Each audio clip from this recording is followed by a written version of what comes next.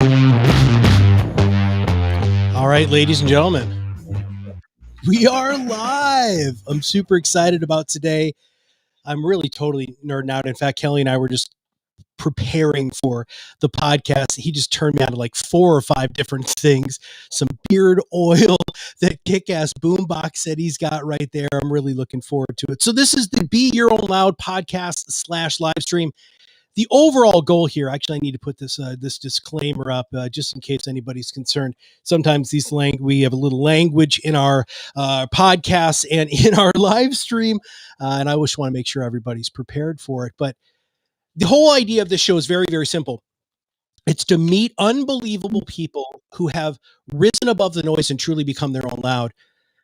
And Kelly is that guy. I mean, it's hard to pigeonhole him because you really can't, because he's like a modern day Renaissance guy. He's an unbelievable husband, unbelievable father, great speaker, business person, life coach, salon owner. I mean, we're going to cover a whole bunch of stuff here today. So that's my whole intro. Kelly, you all right with that?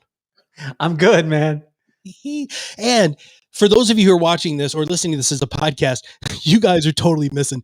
He's in this throne surrounded by his new book and this boombox that he was just telling me about, which is just awesome. I can't wait. I'm so going to buy one of those. They have a Biggie Smalls version of that, and I'm freaking in. All right, Kelly. So I like to start with everybody with the same question. How did you get to being you, man? I think there's 3 major components, and my parents gave them to me right off the bat. It was one, since the time I can remember, they would wake me up. My mom would wake me up with a little scratch on my back, and I always liked it real soft. I wasn't the hard scratcher guy. I wasn't the massaging guy. She would just scratch my back soft, and she would wake me up, and she would say, "You're awesome." And then as she would tell me that I was awesome, then she would tell me that I was beautiful. And then she would tell me after that I could do anything that I put my mind to. And with those 3 things, they gave me wings. Where we weren't rich in money, we were rich in opportunity, because she gave me wings through telling me I was awesome, telling me I was beautiful, and telling me that I could, as long as I locked in and wanted to be the best that I could possibly be, not comparing myself to anybody else. When did you find out what to lock in on, though, man? I mean, it seems like you've had a direction, but that direction turned into like this amazing tree of opportunities and different things that are out there. When did you lock in on what you've locked in on? Or let me rephrase the question. How many things have you locked in on?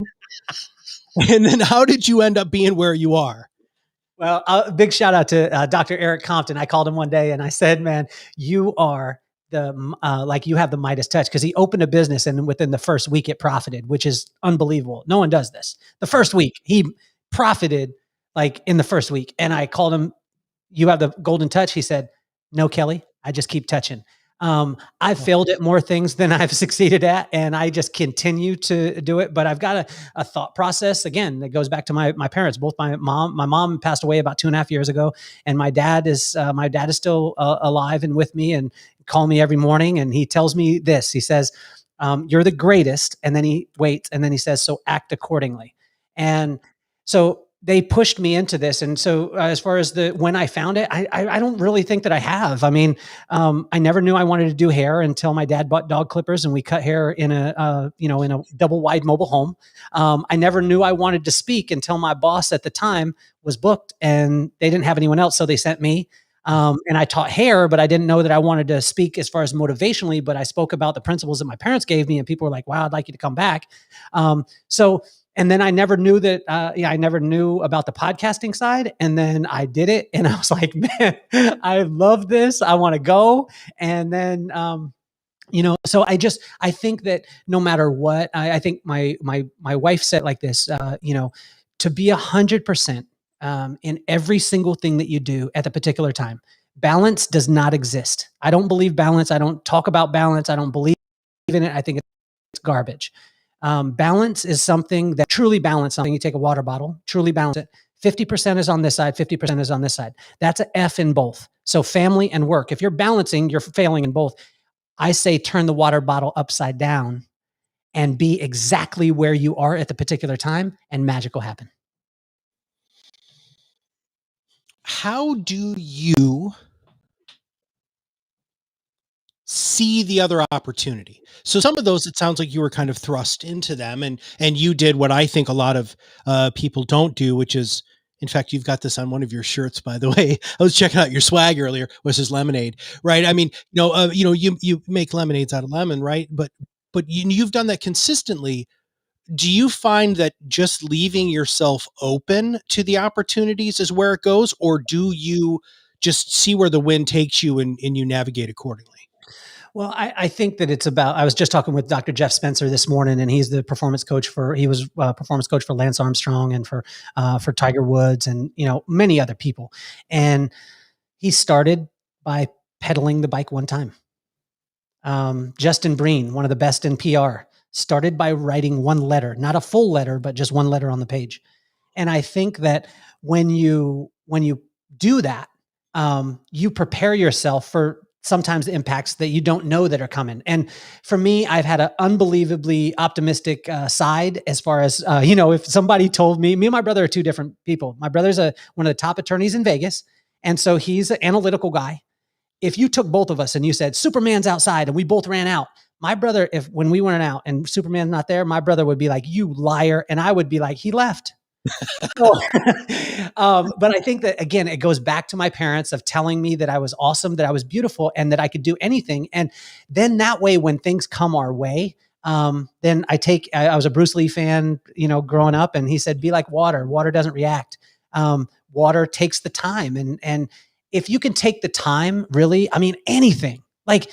The biggest pile of dookie in your life that you step in could be the greatest fertilizer for the seeds that you didn't even know were there. Yeah. And, but that's all good and well when you're talking theory, but I'm saying like, okay, can I tell you a story quick?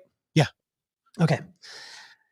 I wake up now. My first business got robbed 5 times in the first 5 years, 5 major robberies, smashed the windows open, everything. So this was the 4th robbery. It's at 2:00 in the morning. I jump in my car. I drive across town about 25 minutes. I get there and I deal with the people until 4:00 in the morning.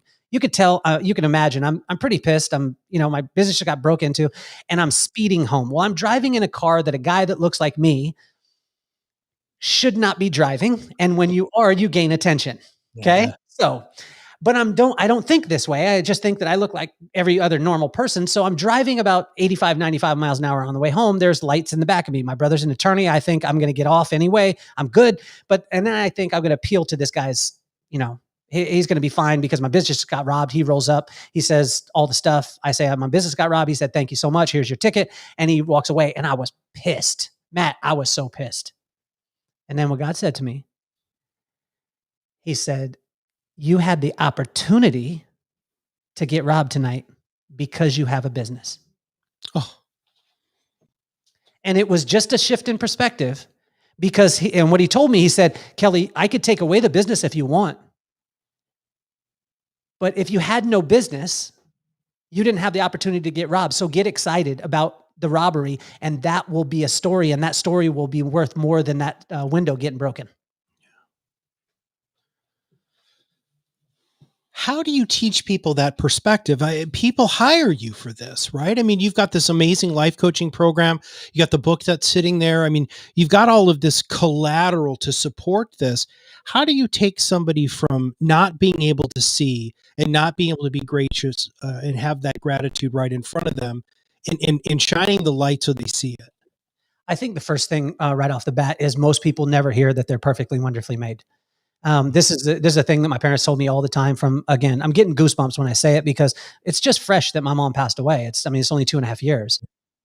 Um, she was a young lady. She was 62 years old, and she went and we were at Wrigley. I sent her a text. We have my family going to Wrigley. We were there. We got us a business there, and the next morning I got a call at 3:00 in the morning, and it was my brother frantic saying my mother had passed. But what she always told me was that I was perfectly wonderfully made in the image of God. Anything contrary to that was a lie. And from this day forward, only accept truth. And so what I want the world to know, and what I want every person to know out there is when we get around people, right? Everyone's telling us we need to fix ourselves. I heard a guy today say, "How can I 10X?" And I was like, you can 10X by like writing the first letter, by pedaling the first revolution of the bike. You're not going to 10X from nothing. And so I think the groundwork is letting someone know that they're awesome, that they're beautiful, that they can, and that they're perfectly wonderfully made. And if they needed to be someplace else, then God would have them in that place. And that's when magic starts to happen. When you hear about Michael Jordan, right? You hear about LeBron James or Steph Curry, my favorite. He says down, and it comes to me. I don't chase it.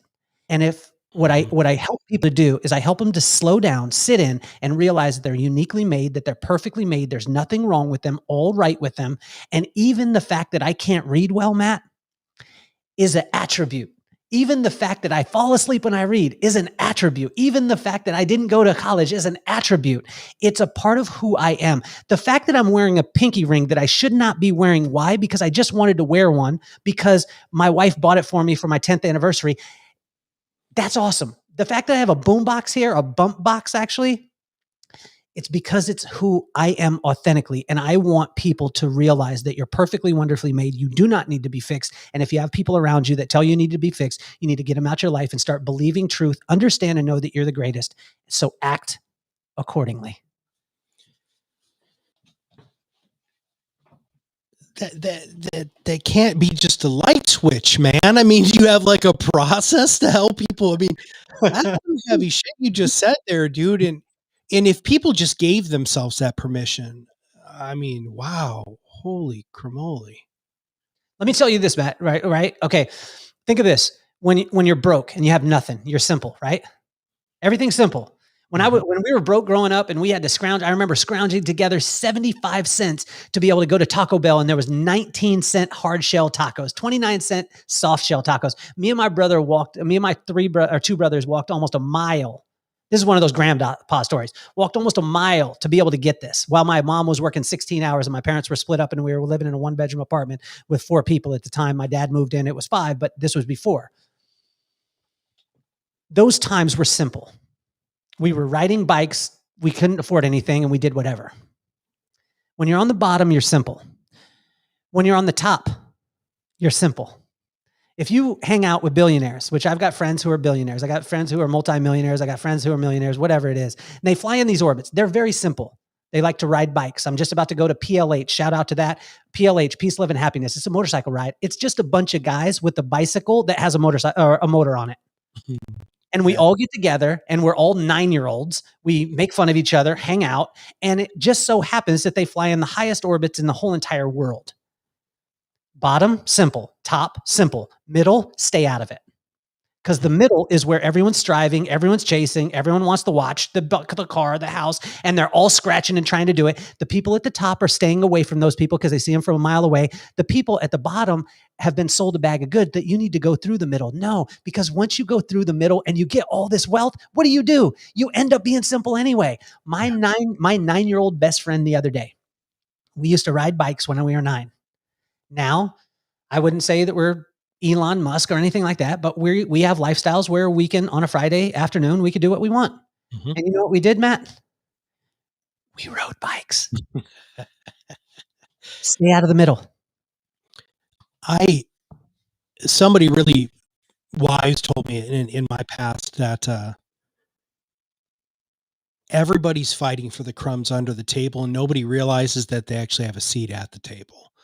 Right. And when I realized that I could sit at the table, but that's a level of permission, right? And that goes to everything that you were just talking about. You have to give yourself permission to realize that you're perfect the way that you are. That's permission, right? Somebody can't tell you that, even though that you do, and you do it very well, but they've got to embody that, right? I mean, they've got to listen to your words and think that it is the truth. And luckily,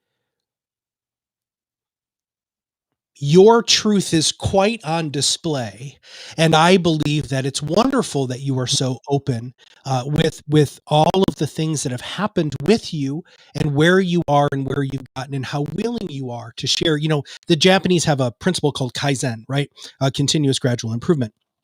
And when I did coaching, people would always say that 10x crap to me. Matt, you can help me 10x. No, I'm going to help you take a first step to the mountain. So let's talk about what that means, right? And so all of a sudden they're like, well, wait a second. If I want to go climb a mountain, I go to REI, I buy all the equipment, I get I hire the Sherpa, I get all that stuff. But your brain is already already thinking that you're climbing the mountain, and that's not the point. The point is taking one step toward the mountain. And you had a number of times. Now, here's the thing that I have to ask you, because the huge smile that you have on your face, the positive energy that's happened. First off, we're going to have links to all of the stuff for everybody, the social media links, so that, you can follow Kelly. You just literally have to type in his name. And he's everywhere. But there have been times where shit's been bad for you, right? How do you look at that? You said it really well. Like, you might just step in a big pile of poop, and that could be the fertilizer that you need. But when you step in the poop, you're not thinking about the fertilizer. You're just like, damn it, I stepped in the poop. So talk to us about, what do you do after you realize that something has gone poorly, or you had a really bad time, to get yourself to that alternate perspective? Well, I don't let the smooth taste fool you, right? Don't let the smile fool you. My brother just died yesterday. Oh, fuck. So I want to tell you that most people, I have people shut off my channel because they say, you're smiling too much. You're way too positive. I ain't that positive. I got real stuff happening in my life. So let me tell you the real stuff. 2.5 years ago, my mom passed away. Then within a couple of months, her dad passed away. My uncle passed away. My aunt passed away after that. My other aunt passed away. My other aunt passed away after that. We've had multiple of these things. All my businesses shut down.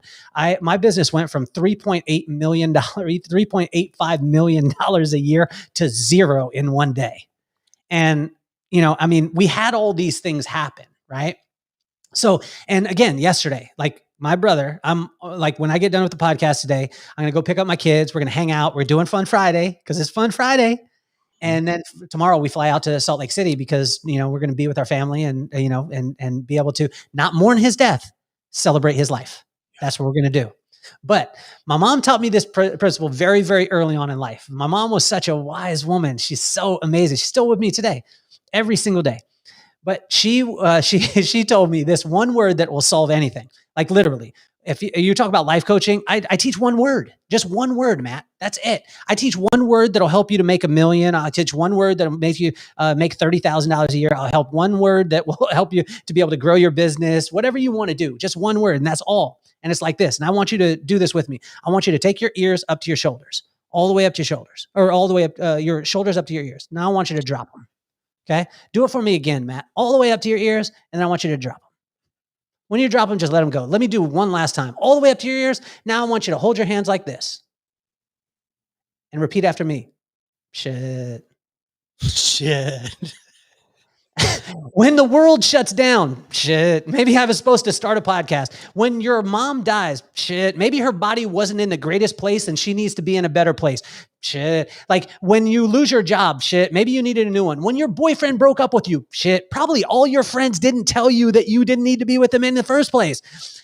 All these things, when you can shrug it and realize that there's a larger plan for you. Every single one of you, there is not one mistake out there, not one. There is no person out there that's made too many mistakes that you can't start over today. You can start over today. And it just takes that one side of saying, like, it's literally that, like, on a day-to-day basis. I mean, let me tell you this. My dad doesn't like me talking about this, but I'm going to talk about it.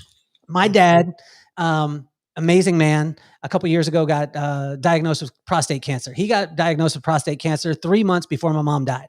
So my dad gets hit with cancer. Then my mom dies 3 months later. And then 3 days ago, I find out that my dad is in the advanced stages of cancer. And then my brother dies yesterday. But I know there's a plan. And see, watch this. The lemonade, most people don't deconstruct lemonade and understand what it is. And lemonade is, the lemons are the circumstances. They're nasty, sour, whatever it is. There's only 2 more ingredients: sugar, which is your attitude, and water, which is the flow in your life. If you can add sugar, that sweetness, and that sweetness is just you. It's not you trying to be anything. It's just you sitting in. And I'll tell you a 3-way thing that hit me. I was in church one time. I was, praising. And when I praise, I like to praise like this. And I was praising, and we were singing and doing the whole nine. I was like this. And then God said to me, "Put your hands on your head." So I put my hands on my head. And then he's like, "Put your hands behind your back." And I put my hands behind my back. And by the time I was done with the song, then I was my hands behind my back. And I was like, "Why is that?" And then he translated it to me. He said, "Number one, son, to go anywhere and to do anything, first of all, you got to surrender. First of all, you got to surrender to who you are and what my purpose is for you. Secondly, when you put your hands on your head, that's what a cop tells you to do because he wants to search your person to see if you have anything that will harm you or him. And then he said, hands behind your back, which allows me to take you into custody. And if you allow my purpose for your life to take you into custody, that's when things will really happen. And that's the message that I want to have for every single person out there. Hmm.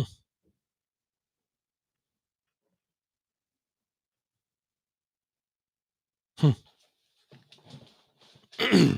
And Matt, watch this.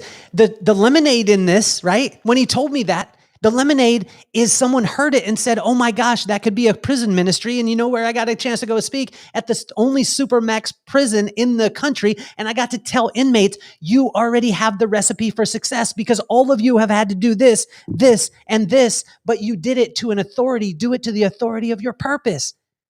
Bang, bang, biggity, bang. Hmm.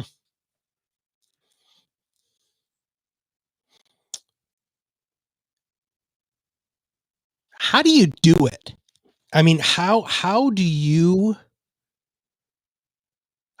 navigate? I mean, dude, everything you just said, but they're in.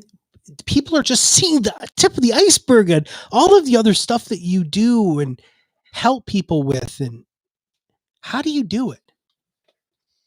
You go 100 wherever you're at. You go 100. I'm here right now. I am not a dad right now. I'm not a husband right now. I'm not a brother who just lost a brother right now. I'm a guy who made a commitment to you for these 30 minutes, and I'm going to give you every single thing that I got. Hmm.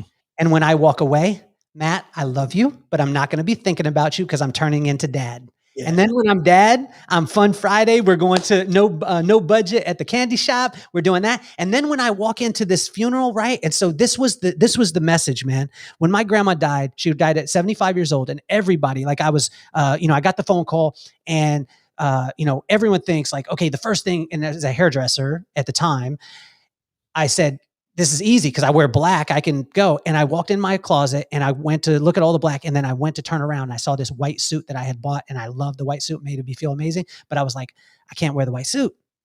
And God said, wear the white suit. I said, I can't wear the white suit, God. Because when you go to a funeral, why you wear black? Because of mourning. He said, no, I want you to wear the white suit because I want you to go in celebration of your grandma's life, not mourning her death. And when I went, all of my Mexican family was all wearing black and wondering why this Yahoo was wearing a white suit. And you know what I got to do? I got to tell them a story. And when I told them a story, we started talking about all the great things about my grandma, and a perspective changed. And when you change your perspective, the vantage point from which you see it, you can change your perception, which is the way in which you receive it. But you can't change the way you receive it unless you change the way you look at it. And I could tell you this, Dookie from this angle looks different from Dookie from that angle. Take a couple steps to the left, everything will look a little bit different. You'll never change your circumstances, but you could change the way that you look at it. And when that happens, then you start making lemonade. And I'm going to make lemonade. When I'm going to Salt Lake tomorrow, I'm going to make lemonade. I'm coming in and I'm bringing light. I ain't going in bringing morning. Right. I'm not doing that because that's not what any of those people need, and not any people in the world right now need. And I'm not saying that, if you think positive, everything will be positive. No, your circumstances are still going to be your circumstances. But I could tell you, all my businesses shutting down was the greatest thing in the world. The greatest thing in the world. Because I got to do what I'm actually like. It accelerated what my purpose is. And my purpose, you know what it is to speak life into people. And that's what I get to do now.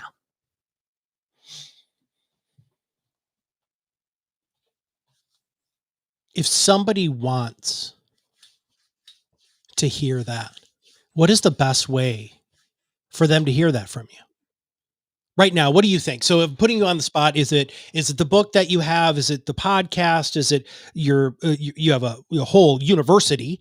I mean, what is the best way right now? Do you think that our listeners, if they're going to plug into you, where should they go?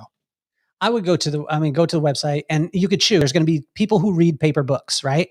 That's that person. That's going to be great. It's a easy read. It's 117 pages, and literally like any challenge, any goal that you have outside of the 6 indicator, there's nothing. Like I've sat with every single person, high level, low level, middle level, whatever it is, and every one of them I could pick out. Like you could give me a challenge right now and I'll tell you that's indicator number 2, number 3, number 2, 1, whatever it is. It's not a system that is going to cure all your challenges, but the people who read books, read the book. The people who like a little bit of inspiration in the morning, watch the Instagram. The podcast though, the podcast is fire because these people are completely disarmed and we're not talking about their wheelhouse. We're talking about who they truly are. Yeah. So one of the guys, one of my friends, he has a business that did $775 million a year. And he's on the way to $1 billion a year. Matt, tell me what he does. Tell me what his business is.